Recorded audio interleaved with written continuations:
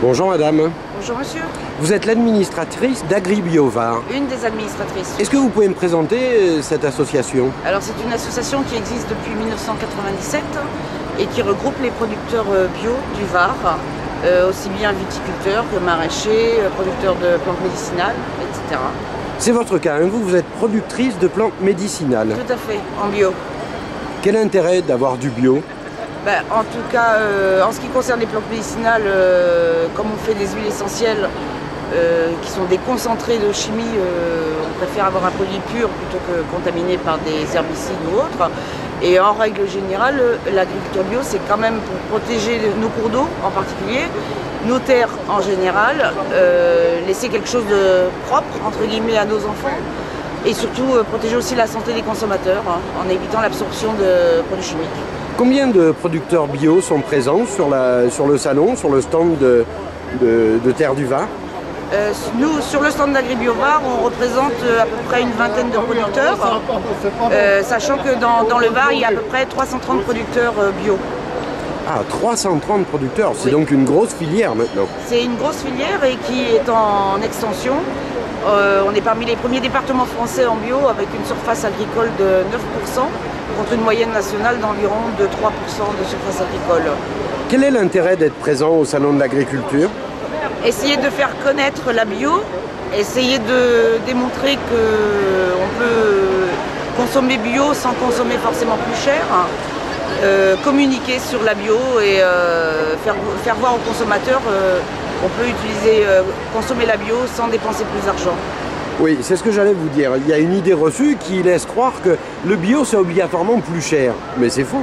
Le bio n'est pas forcément plus cher. Il l'est parfois. Après, les gens doivent faire des choix et avoir des priorités. En général, quand la priorité est une bonne alimentation, les gens n'ont pas de problème avec le bio. Il est plus difficile de convaincre des gens qui ont d'autres priorités qu'une alimentation saine. Alors, depuis le début du Salon de l'Agriculture de Paris, on voit qu'il y a quand même énormément de monde. Vous êtes aujourd'hui satisfait de votre présence sur le stand? La satisfaction est mitigée. C'est assez difficile quand même d'interpeller les gens sur la bio. Il y a encore pas mal de gens qui sont assez sceptiques. On fait passer le message, mais ça ne marche pas à tous les coups. Oui, c'est-à-dire qu'en fait, on vous demande de jumeler vos qualités de producteur, et il faudrait être en plus commercial ou communicant. Ça, c'est vrai. Alors là-dessus, en ce qui me concerne, je suis sans doute pas la meilleure communicante ni la meilleure commerciale. Mais j'essaye et j'espère m'améliorer d'année en année.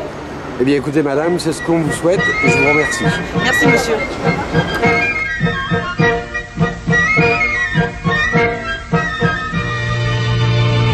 Il y a tout au long des marchés de Provence qui sentent le matin, la mer et le midi, des parfums de fenouil, melons et céleri, avec dans leur milieu quelques gosses qui dansent. Voyageur de la nuit, moi, qui en ribambelle ai franchi des pays que je ne voyais pas. J'ai hâte au point du jour de trouver sur mes pas ce monde émerveillé qui rit et s'interpelle le matin au marché.